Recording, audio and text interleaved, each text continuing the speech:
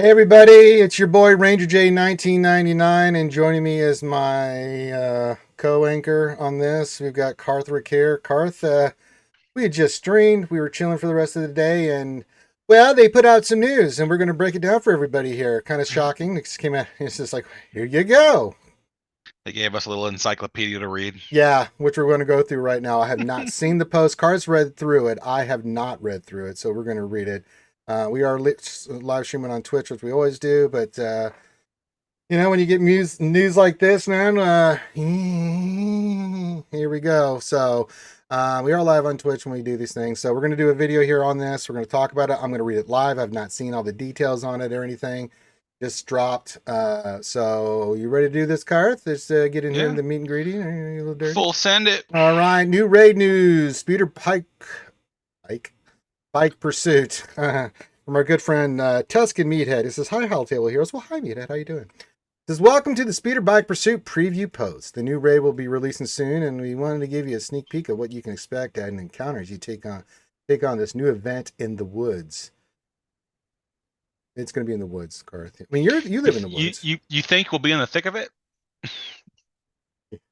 First things first, everything you know about Star Wars Galaxy of Heroes has changed in this raid. Would you like to know more? I like that. That's a Starship Trooper reference there. So, would you like to know more? Before we dive into the post, our lead designer wanted to take you down memory lane to provide some insight on the inspiration for the speeder bike pursuit. Okay, C.G. Miller. On Sunday, May 29th, 1983, I stood in the line at Cinema 150 in Santa Clara, California, with my father to see Return of the Jedi for the first time. To say the movie changed my life would be a vast understatement, and the speeder bike chase through the Force Vendor was at the very center of it. When we looked at the year of 2023, we wanted to celebrate Return of the Jedi's 40th anniversary, and we were trying to figure out what the next raid in the game would be so we could use our new raid system. I mocked up a very crude animated GIF of a scrolling background and a few speeder bike sprites flying over. Fortunately for me, that art team wanted to see if they could plus up the visuals, and they delivered what you see today. We also wanted the enemy defeats to be those big cinematic moments you saw during the movie. Being shot, crashing into trees, and performing the sideswipe to caroom the enemy off the path. Finally, when it came to the abilities of the characters, we knew we couldn't just have all the units use their normal kit abilities, so we categorized all the special abilities on the raid, allowed characters, and remapped them to new abilities that did what we needed the raid mechanics to do. The Speeder Bike Pursuit raid is a radical departure from anything you've done in Star Wars Galaxy of Heroes to this point. We ask you to approach this brand new content with an open mind and experiment with the mode. And remember, you don't have to submit your raid attempts so you can produce with plenty of different squads and how the different units work together. We're excited to bring you this brand new way to play with your collection, expanding upon our systems and utilizing them in a new and interesting way. Well, that makes me feel old because I was about that age, Carth, when I went to Return of the Jedi. Yeah. I wasn't born for another 8 years. You child. Yes, Carth is a prequel baby. So if you don't know that by It's now, true. so yeah, it's true. All It's right. true. All right, Carth, you ready to get into? There's a nice little statement Yeah. from Miller and stuff. And Yeah. and if you've done the GLA event, you've seen the speeder bike thing. You've seen some of this. So yeah. Um so let's get into the meat and potatoes. What's different? How units are defeated, how you can earn points, synergies, how mods impact the battle, and what your abilities do. C.G. Miller writes, some of our favorite teams we tested were from a variety of factions, mixing and matching to make the most of the raid bonuses. Other things to consider. Units basic and special abilities are different. No revives, no assists, no bonus moves. Uniques are altered to fit the raid. Okay. Now into the meat and potatoes of the information. Hey, that's my line, meathead. You can't be taking my lines here, damn it. All right. Okay, here we go. All right, everybody, do this. Lock it up, everybody. When you first enter the raid, things are going to look immediately different from a normal battle in Star Wars Galaxy Heroes. Instead of having health and protection bars, you'll see each enemy has 4 different icons above their head. These icons are indicative of the various ways a character can be defeated in the raid. They'll start with the maximum value and abilities remove stacks from that total. Once a stack type reaches 0, the character will be defeated. On the player side, you'll see 2 icons at the start of the battle. Players can only be defeated with one stack type, but they gain some additional icons throughout the battle that serve to increase their survivability, manipulate the difficulty of incoming waves of enemies, or allow them to dodge incoming attacks from enemy units. It is important to note that these stacks will fluctuate throughout the battle. Imperial troopers, for example, may also use their stacks of evasion to deal additional damage to enemy characters. In addition, jam can be consumed by Ewoks to deal additional stacks of timber, or will be consumed to lower the difficulty of the wave. Please note that it doesn't affect the next wave, as that has already spawned in, but will affect every other wave. So the amount of jam present on your squad when you defeat Wave 1 will result in adjustments to the difficulty of Wave 3. You'll earn points by defeating an enemy. There is no final boss in this race, so defeat as many as you can. Additionally, you'll earn points by mitigating the amount of stacks removed on your own characters through evading attacks or repairing stacks of damage on your characters. Note, the features below are still... I gotta turn off stream alerts. We just had that pop up. Yeah, don't do that. Recording the video, actually. So... features below are still receiving final balance and tuning. Enemy units recruit, scout trooper, commander, shadow scout. Enemy abilities: scout trooper recruit. Remove 4 stacks of damage. Enrage, 40 stacks of damage. Self repair, 40 stacks here. Okay, strengths. So he gets strengths at that. Enrage, when they enrage, you're basically boned. I mean, do we have their... we know what enrage does. Okay, enraged, scout trooper commander, kind of the same thing. They get the 40 stacks, 50 stacks, and they start doing nasty stuff. Okay, so we got all that. Available characters and the new abilities. Holy God. Well, that's a list of things there, Carth. Oh my God. Wow. Granted abilities. At first glance, statistical rework is a lot of information to absorb, but it really boils down to the idea that the stats granted by leader, unique abilities, as well as the mods that players have equipped, will provide additional effects for your abilities in raid. So, granted ability, faction bonus, rebel. When this character uses a basic ability, repair 2 stacks of damage on allies. This character gains a stack of shield for every stack of repair above max self. Granted ability, faction bonus, Imperial. This character starts the battle with 5 stacks of jam. When this character uses a basic ability, they remove bonus stacks of damage to target enemy equal to the number of stacks of evade on all enemies. Then this character loses all stacks of evade. Granted ability, the faction bonus of the Ewoks. When this character uses a basic ability, they remove stacks of timber to target enemy equal to the number of stacks of jam on all enemies. On all allies. Whenever an enemy is defeated with timber, all Ewok allies gain 2 stacks of jam. But no jelly? Affected by mods. Granted ability, statistical rework. These ranges are based on a character's start of combat value, taking into account leader and unique bonuses as well as mods. Health. Provides stacks of shield based on the character's max health at the start of the battle. Shield will be consumed to block attacks of incoming damage. 0 to 10,000 blocks 5 stacks of damage. Every additional 10,000 to 200,000 cap. Block an additional 1 stack of damage. A cap, this results in 24 stacks of shield. Protection, same as above, for combined total of 48 stacks of shield at max. So physical accuracy, 0 to 4.9, no effect. 5 to just under 15. 2 additional stacks of sideswipe. 15 to 24, 25% or higher. Okay.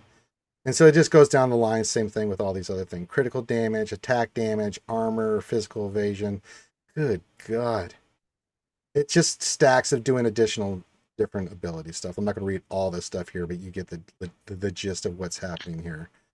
Yeah, they're just telling you how the stats are going to modify the mechanics in the raid. So they're just giving you a breakdown of where your modded stats are at. Yeah. And what that translates to in the game. Yeah.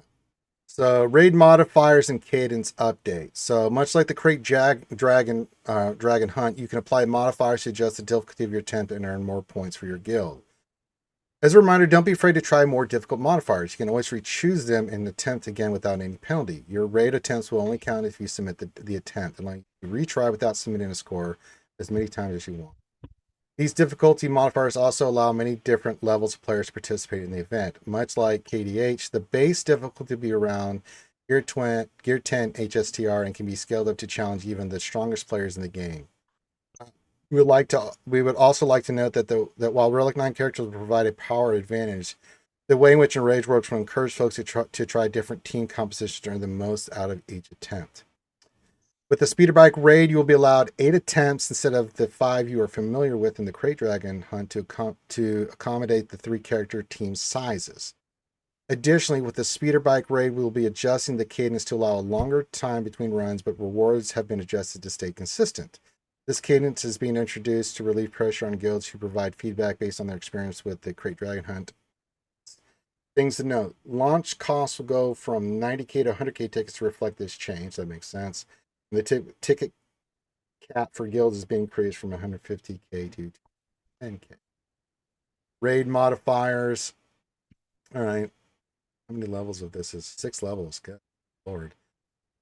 Level 1, enemies gain 10 speed and remove an additional 4 stacks of damage with each ability. The number of stacks required to defeat each enemy is increased by 10%. Level 2, they gain 15% speed and remove additional 4 stacks. The number of stacks required is increased by 25, and they do not stack with prior modifiers.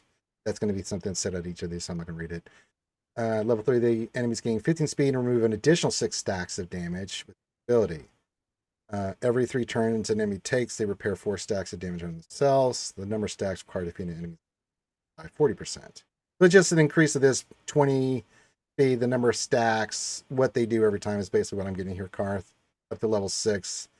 They gain 25 speed, inflict additional 8 stacks of damage instead of 6, and with all the other stuff. So this is the, just like the Crate Dragon Raid, there's different stuff you have to get through. This is just like that. So big 3 on earning points: defeating enemies, evading attacks, repairing your unit. So defeated recruit 8,000, scout trooper 15, commander 20, shadow scouts 30. You get 500 for every time you evade incoming damage, and every time you repair you get 500. Okay. What is impacted by randomness RNG? Good question. The main things impacted by chance in this raid are evasion, cooldown reduction, and enemy targeting. Increasing stacks of evasion will give a character a maximum chance of 40% to avoid an incoming attack, affecting both the survivability of your characters and the damage output from Imperial Trooper characters. Cooldown reduction is both a chance effect and a randomly targeted effect, applying to one of your allies. This can mean higher attacks and jam, more evasion repair, or just extra chances to focus on specific types. Economy. Guild and personal breakdown. Rewards for guild and personal tracks have been updated to reflect raid cadence. As stated before, MK3 will move from Crate Dragon Hunt to the new featured raid, Speeder Bike Raid, and with what we have increased MK1 and 2 in the Crate Dragon Raid. So you Speeder Bike Raid max earnable currency, MK1 16,950, 2 is 12,500, and max MK3 is 10,000. Crate Dragon Hunt economy adjustments. Pre-Spider Bike Raid, max and earnable currency for Crate Dragon Raid. So you can see them there. And then post Speeder Bike Raid, max currency for Crate Dragon Hunt. No, the items listed above are still receiving final balancing and tuning. So those aren't the final numbers. Got it. Thank you for reading our Speeder Bike Pursuit preview post. We're extremely excited to get this new raid into your hands and hear your feedback. If you have any additional questions, be sure to ask your questions about Speeder Bike Raid. Wow. Holy moly in the frijoles. Okay, Carth. That was the Gettysburg Address of stuff. Your initial thoughts. Good Lord. Okay, so relics are going to make a difference. The mods are going to make a difference in how your teams perform, and then you're just trying to kill and do as much as possible. What do you think, buddy? Your initial thought? It's interesting. They're definitely changing how your character stats and mods are going to impact the raid. Yeah. They're streamlining some things by overriding abilities for the raid so that they can kind of build that toolbox a little bit more constrained. So that'd be interesting to see how that plays out. And then I like the idea that we're not going to be hard restricted to having like pre-made teams as being the best teams. So it's like if you you have to use an Empire team, you have to use a Rebel team. Like there's a little bit of flexibility for mixing and matching what's possible. Yeah. So that's good. I'm not a huge proponent of wanting more raid attempts. I'm assuming that the points will scale accordingly so that we will see, you know, less maximum points with each team possible as a way to compensate for that, or they'll keep the points the same and they will but they'll increase the milestone requirements. Right. So you need 300 million to get the equivalent 265 in the current raid. No details on that yet, which is a little unfortunate. I kind of wish that would have been provided with this. It's But that's definitely my a big thing. fundamental shift, man, because before it Yeah. was like you had the best team, like with the Crate Dragon Raid, you had the teams that were marked, and they're doing the same thing here, but you had to get them to certain relic levels to do the certain tiers. Like you had to have all the Hut cartel if you're using them at relic 8. Next tier down was relic 7, and then so forth and so on, right? And then you went there and tried to do damage based off the modifiers for your team, which means you had to have your team relic and you had to have certain modding done. This is going to be different because, yeah, we know GLA is out and she's a part of this, but what does her modding look like? The question is, are you going to be the raid's going to impact where for certain stats on teams, you have to have certain modding to be successful in the raid, which is going to fundamentally shift modding for your character into like GAC or TW, or how's that going to work? Or I think if you have your mods, you just go in there with what you can and just try to do it. It's really strange. I don't I think know. they're going to aim for more of a you can mod certain characters to perform a certain role. Like that's the other thing is we don't have a ton of context No. on the abilities that they changed and what that means. Yeah, it has nothing to do with your character's abilities anymore. It's the raid abilities and then the stats and stacking and things of that nature. Yeah, so if we get more context as to like what that means, that will probably be more indicative of us going, okay, this character is the primary attacker, so we're going to want them to have like accuracy arrows and then as much protection and as possible for a high shield rating, or whatever else. I mean, there's going to be things to min max with that that will impact how we want to mod characters for the raid. And so it gives you a lot more interesting parts of it because I think the modding requirements will be easier for players to achieve, because it looks like the majority of the modding stats are the, you know, the primary stats: health, protection, potency, stuff that's fairly easy to get decent amounts of. And it's not like, well, just gotta, if you just get your team all to, plus 160 speed, you'll be fine. Like, well, that's pretty hard to achieve for a lot of people. So, Yeah. And so, um, yeah, go ahead. oh, I'm interested to see how it plays out, but with the lack of details on the granted abilities that we're getting and what those do, Yeah. um, kind of just leaves us. I mean, this answers a lot of questions of what we want to do, right? Of what we wanted to know, but at the same time, leaves almost just as many. Well, if you've done the GLA event, you know that the tier 5, I believe, uh, for the Yeah, ultimate mat, kind of gives you a preview of it with the abilities and stuff. Using that, I think that's a very dumbed down version. After I reading think, this, yeah, it'll be a little bit more complicated um, for that particular raid, because there will be different abilities and stuff. But yeah, the overall is going to be the relatively the same idea, though, as you're going to have characters that have uh, specific boosts and level ups that you can use. So yeah, so we'll have so we have to get a little bit more into some the minutia and some other things. We're also, they did say the new rail will be releasing soon. That's so subjective. Do we think this Yeah, is because we were thinking this might come at the end of December before their break? Usually they take in December, or if not yeah. in January. But The way they're I wording this, it sounds like it could be coming out during the anniversary week of Star Wars Galaxy of Heroes, which makes sense. yeah, We said that that was definitely on the table. yeah, that to me made the most sense for the time frame they would aim for, was trying to get back into that window of, hey, come check out our game. We got this new raid going on. It's our anniversary, so there's a Yeah. nice fat gift for you if you show up and are a part of that. And so I think there's a lot of incentive to push players. So it makes for me, it makes sense for them to want to do it during the anniversary. All right. So looking at this, I have a lot of questions, but what questions come to your mind, Carth?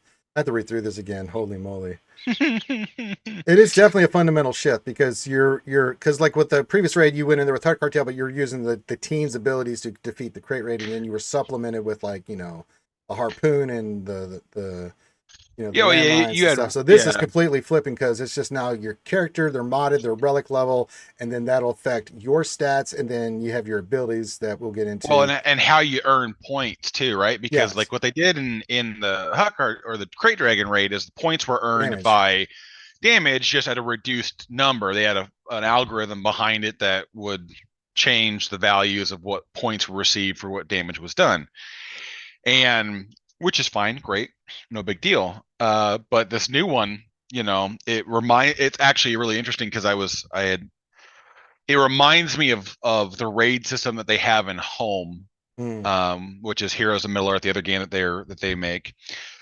where a lot more of the mechanic part of the raid is what gives you your rewards, and not so much the actual ability to deal damage to things. So if it's more of a mechanical puzzle where we just kind of have to figure out which teams work well and we can build those up and then throw them in and get consistently good scores without tons and tons of RNG, so that we don't have to do 15 attempts on each fight to get a good score, Hmm. then I'm fine with it. Like, it's not that big of a deal to me. I'm interested to see what it is. And if it doesn't go well, on the plus side, we know in about 9 months we're gonna do a raid. Yeah, next year at this time we'll be like, what's going to be the new raid? What's going to Yeah, happen? So it is very exactly. interesting, and it is tied to, and they've got to execute this. So so in the chat while we're doing this live is like, is it going to be bug free? We don't know yet, but let us know in the Too soon comments to what you tell. think. We're gonna end this video. I'm gonna post it up immediately, but we're on Twitch. If you see this video immediately, because I'm gonna post it, then yeah, uh, leave your comments and their thoughts, questions, concerns. Are you happy, sad? All that's fine. So yeah. So with that, we'll still be streaming on Twitch because we got people. They're gonna have a lot of questions. But leave us a comment here on YouTube. Hit the thumbs up, subscribe, all the good stuff. So on behalf of myself and Carth, may the force be with you, and let the games begin.